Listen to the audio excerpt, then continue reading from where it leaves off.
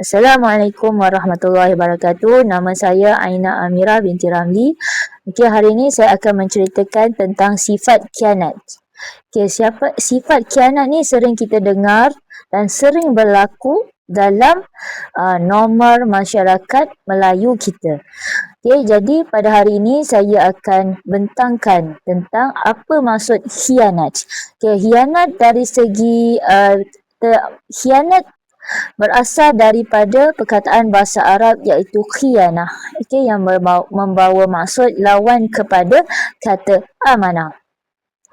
Okey, khianat dari segi istilah adalah mengingkari janji atau kepercayaan yang diberikan, sama ada ia merangkumi hak kepada Allah, hak kepada Rasulullah, hak kepada manusia, hak kepada janji dan tanggungjawab, dan hak kepada diri sendiri dengan sengaja dan tanpa kebenaran. Okey, jadi bila kita fahami khianat ni, kita sedar bahawa khianat ni bahaya, kerana khianat ni boleh mencelakai orang lain juga. Okey, dan juga boleh menyebabkan aniaya, sehingga boleh berlakunya perkara yang tidak baik dan seterusnya ke arah sifat-sifat mazmumah. Okey, jadi pada hari ini saya ingin bercerita lebih lanjut lagi tentang sifat khianat. Okey, apa ciri-ciri sifat khianat ni? Okey, ciri-ciri sifat khianat yang utama yang saya akan ceritakan pada hari ini ada 5. Okey, yang pertama adalah orang-orang yang khianat ni apa? Dia akan mengingkari janji ataupun dia akan mungkir janji. Yang kedua, okey, tidak menunaikan amanah. Okey, yang tadi dah mengingkari janji. Yang kedua, dia tidak tunaikan amanah yang orang berikan kepada dia. Okey, nanti Ustazah akan bagi contoh macam mana. Okey, yang ketiga, apa yang sifat khianat yang utamanya adalah dia fujur dalam pertuturan. Fujur dalam pertuturan ni adalah keluar dari kebenaran, yang mana yang benar akan jadi batil, yang batil akan jadi benar. Nampak tak bahayanya sifat khianat ni? Okey, yang keempat, okey, fujur dalam kebenaran tadi. Yang ketiga, okey, yang keempat apa sifat khianat ni? Okey, dia malas beribadah. Okey, ciri-ciri orang berkhianat ni, dia menjadi seorang yang malas beribadah. Okay, Allah sebut dalam Al-Quran, okay, surah An-Nisa ayat 142, iaitu orang-orang yang berkhianat ni, okay, disertakan dengan sifat malas beribadah. Okay. Jadi yang kelima, apa ciri-ciri sifat khianat ni? Okay, tadi kita dah sebut. Pertama, dia mungkir janji. Okay, yang kedua, dia tidak menunaikan amanah. Okay, yang ketiga apa? Dia fujur dalam pertuturan, iaitu keluar daripada kebenaran. Okay, yang keempat, dia malas beribadah. Okay, yang kelima apa? Apa sifat khianat yang utama? Okay, sifat khianat yang utama apa? Okay, bila dia bertengkar, dia melampaui batas. Okay, sabda Rasulullah SAW, ciri-ciri orang yang berkhianat ini, okay, apabila dia bertengkar, dia melampaui batas sehingga mengeluarkan kata-kata yang kasar. Okay, jadi moga-moga kita semua dijauhkan daripada lima sifat utama khianat ini. Yang pertama tadi apa? Mungkir janji. Okay, bila kita berjanji, kita kata nak datang pukul 8, janganlah kita datang pukul 9. Itu dah dikira mungkir janji. Jadi elak-elakkanlah daripada mungkir janji. Kecuali atas asbab-asbab ataupun atas asbab-asbab uzur syar'i yang menyebabkan kita terpaksa membatalkan janji tersebut. Yang kedua, mengingkari ataupun tidak menunaikan amanah. Tidak menunaikan amanah ni tadi apa? Bila diberi kepercayaan, okey, bila kita diberi kepercayaan untuk melakukan sesuatu tapi dia tak buat amanah yang dilakukan. Sebagai contoh paling simple, bila kita diberikan amanah untuk melakukan assignment, banyak dalam kalangan pelajar kita yang berlaku sekarang, kita tak menunaikan ataupun kita tidak melakukan assignment yang diberikan oleh pensyarah kita dengan baik, sehingga menyebabkan kita alpa ataupun luka. Alpa ataupun leka, dan kita buat sambil lewa. Okey, itu pun kategori sifat-sifat ataupun ciri-ciri sifat khianat.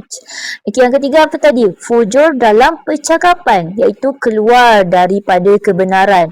Keluar daripada kebenaran macam mana? Okey, yang mana kebenaran menjadi kebatilan. Mana benda yang benar yang diperkatakan tu jadi batil. Okey, sebagai contoh, Ustazah pernah berdakwah kat dalam TikTok ni, ada seorang budak-budak ni dia menari. Ustazah tak salahkan ataupun tak pertikaikan dia menari. Cuma Ustazah cuma sebut janganlah budayakan budaya ni di sekolah, budaya Korea tu di sekolah, sebab lagu-lagu Korea ni banyak yang merangkumi tak ada agama, sebab orang Korea ni kebanyakan dia tak ada agama, dia ateis, dan lagu-lagu dia pun banyak yang mengarah kepada tiada agama dan ada unsur seks. Jadi bila lagu ni dimainkan di sekolah, jadi boleh membuatkan pelajar-pelajar lain akan terikut. Jadi bila usaha tegur kat situ, ada yang membuatkan fujur pada pertuturan tadi. Yang mana dia siapa yang usaha cakap benar ni jadi batil. Jadi batil maksudnya dia cakap inilah budak-budak sekarang Ustazah, inilah trend Ustazah, kita kena ikut masa sekarang Ustazah. Tak bolehlah semua nak ke arah agama je Ustazah. Jadi dia cakap macam tu. Jadi itulah fujur pada pertuturan, yang mana yang benar tu tadi akan jadi batil. Jadi yang batil tadi tu, yang apa yang dikatakan salah tu akan jadi benar. Yang mana ramai orang sokong tu, yang mana jadi yang batil tu jadi benar. Jadi dia sokonglah perbuatan tu kan. Budaya Korea tu dibudayakan. Jadi tujuan Ustazah tegur tu sebab Ustazah teringat yang mana di Korea diorang angkat bendera Israel tu. Diorang menyokong keras Israel tu dan diorang tentang Free Palestine. Yang itu yang menyebabkan usaha tegur kepada ibu kepada anak tersebut.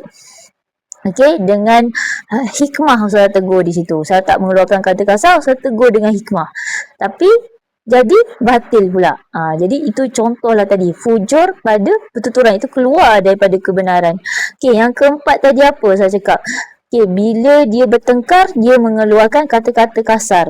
Yang keempat ni dia ada merangkumi sekali dengan janji. Apabila dia mengikat janji, dia khianat. Apabila dia bertengkar, dia mengeluarkan kata-kata kasar. Itu yang keempat. Ciri yang keempat, ciri-ciri khianat. Iaitu apabila dia mengikat janji atau bai'ah perjanjian, dia khianat pada perjanjian tersebut. Contoh kata, ada hamba Allah bagi pinjam kereta. Dengan syarat pada sekian tarikh ataupun dah dapat kereta baru, pulangkanlah kereta yang lama. Tapi hamba Allah tersebut khianat pada perjanjian tu. Mana kata itu hari, bila dah dapat kereta baru, pulangkanlah kereta lama. Tapi sebaliknya, sebelum sampai dapat kereta baru tu, dia dah membawa lari kereta tersebut yang diberi pinjam tu. Nampak tak? Tu khianat. Pasal sebelum tu dah buat perjanjian, dah bai'ah perjanjian tu. Nampak tak? Bila kita ada sifat ciri-ciri khianat tu, kita tidak pegang pada perjanjian tu, tidak pegang pada bai'ah perjanjian tu yang kita dah ikat tadi. Lepas tu dia ada sekali tu sabda Rasulullah tu, bila dia berkata-kata, dia akan mengeluarkan kata-kata yang kasar. Dia sekali yang perjanjian dengan kata-kata kasar tu, sabda Rasulullah, bila dia bertengkar tu, dia akan mengeluarkan kata-kata kasar. Masya Allah, tabarakallah, moga dijauhkan sifat ni. Bila kita masih lagi ada mengeluarkan kata-kata kasar, maknanya kita masih lagi berada dalam kategori khianat ataupun sifat-sifat mazmumah ni. Sifat khianat ni berada dalam kategori sifat mazmumah. Itu sifat yang tidak baik. Jadi kalau ada di antara kita semua ni masih lagi mengeluarkan kata-kata kasar, ubahlah percakapan kita tu, bercakap kepada perkara-perkara yang baik walaupun menyakitkan, walaupun kita terpaksa sabar dengan situasi yang ada. Yang kelima, apa ya ciri-ciri sifat khianat? Yang terakhir tadi. Yang Ustazah kata yang terakhir tadi, apa? Dia malas beribadah Ada dalam surah An-Nisa, korang boleh cuba cari dalam Al-Quran ayat 142 yang mana Allah mengatakan ciri-ciri sifat khianat tu adalah apabila dia malas beribadah. Bila dia berdiri, dia terasa malas nak beribadah. Jadi, Masya Allah, moga kita dijauhkan dari kita semua ni dengan sifat malas beribadah. Bila kita berdiri tu, kita nak timbul rasa riak, takbur ataupun nak mempamerkan ibadah kita tu pada orang lain. Yang tu yang ustazah sendiri pun takut. Okey, apatah lagi anda semua. Yang mana kita sama takut pada bila kita beribadah ni, kita rasa kita yang terpaling baik. Yang tu kita paling takut sekali. Ya Allah, moga dijauhkan sifat-sifat yang tersebut. Sebab kita kadang tak sedar apa yang kita lakukan bila kita tengah beribadah, kita tak sedar. Kita rasa kita yang terpaling baik, yang terpaling diterima ibadah. Ya Allah, jauhkan, moga dijauhkan. Na'udzubillah min zalik. Okey, jadi 5 ciri-ciri sifat khianat ini. Okey, jadi kan antara pembahagian dalam sifat khianat ni ada 5. Okey, yang pertama apa? Khianat kepada Allah Ta'ala. Khianat kepada Allah Ta'ala tu apabila apa? Apabila dia tidak mengikut apa yang Allah perintahkan. Contohnya seperti pakai jilbab ataupun pakai tudung. Pakai tudung dalam Al-Quran Allah kata apa? Wajib. Tapi bila kita tidak memakaikan jilbab ataupun tidak memakai tudung, jadi itu dalam kategori apa? Khianat kepada Allah Ta'ala. Okay, dan khianat kepada Allah Ta'ala. Dan Allah juga ada menyebut apabila kita berpakaian seperti bertelanjang. Mana-mana memakai pakaian yang ketat sehingga menampakkan tubuh badan pun itu dikategori apa? Khianat kepada Allah Ta'ala. Okey, mana kita tidak menunaikan perintah Allah yang apa yang Allah katakan dalam Al-Quran. Yang kedua, pembahagian sifat khianat yang kedua adalah khianat kepada Rasulullah. Seperti apa? Mempersendakan ajaran Rasulullah. Contoh, Allah kata sebaik-baik zikir adalah selawat. Okey, bila satu kali kamu selawat kepadaku, kepada baginda Rasulullah SAW, Allah bagi 10 kali ganda pahala kepada mereka yang berselawat, walaupun hanya satu kali. Jadi apabila ada hamba Allah yang mempertikaikan gandaan ataupun kelebihan berselawat ini, itu pun dah dikategori apa? Khianat kepada Rasulullah. Okay, yang ketiga, khianat kepada sesama manusia. Yang mana apabila kita membuat perjanjian, apabila kita ada bersama sesama manusia tapi kita khianat. Yang mana kita seperti ibarat memakan darah daging kita sendiri. Yang mana apabila kita dah berjanji dengan adik-beradik kita, contohnya kita kata okey, cukup sekian hari, kalau kau bagi aku rumah ni, rumah pusaka ni, aku akan bagi kau duit 100,000. Tapi kau jangan tuntut rumah ni. Pasal apa? Aku nak ambil rumah ni. Tapi aku nak beli rumah ni. Tapi cukup sekian masa, mereka pun ambil rumah pusaka tu. Okey, walaupun mereka tak nak duit, tapi mereka ambil rumah pusaka tu tanpa dibahagikan pembahagian. Itu dah kategori apa? Khianat sesama manusia. Tapi di dalam kategori adik-beradik.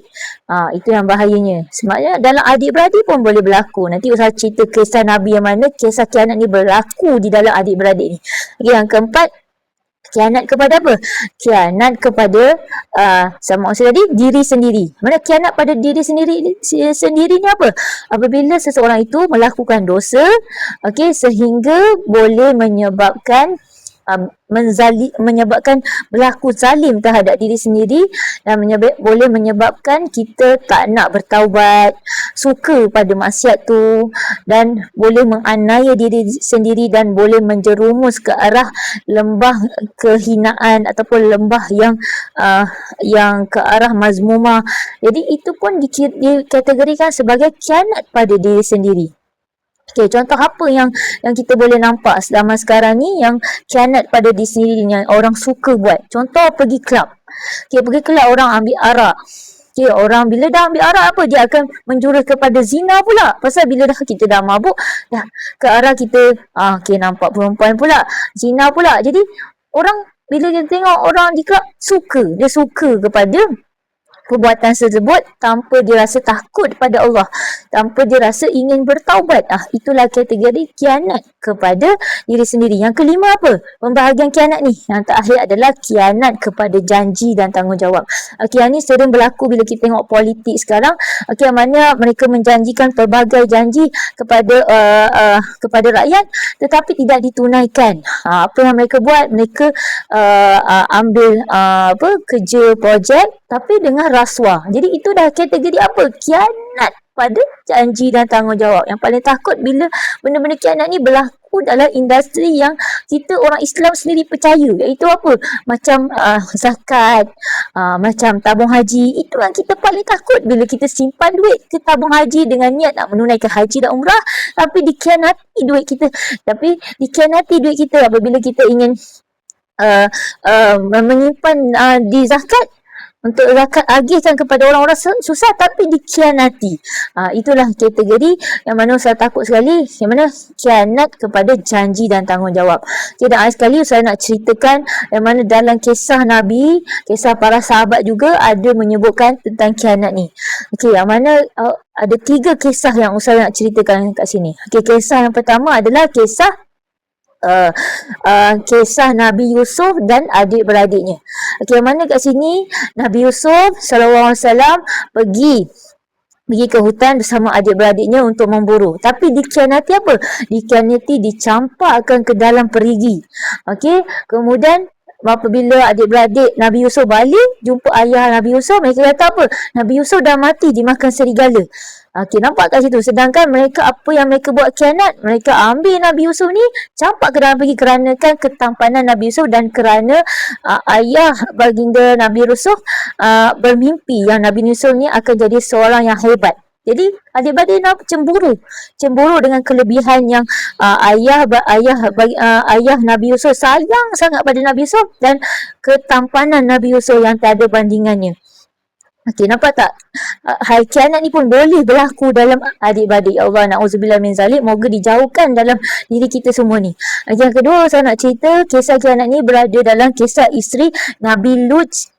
Kisah isteri Nabi Lut dan kisah isteri Nabi Nuh, yang mana Allah ceritakan dalam surah At-Tahrim. Okey, ayat 10, yang mana Allah menceritakan kisah isteri Nabi Lut dan kisah isteri Nabi Nuh, yang mana kisah isteri Nabi Lut telah mengkhianati Nabi Lut.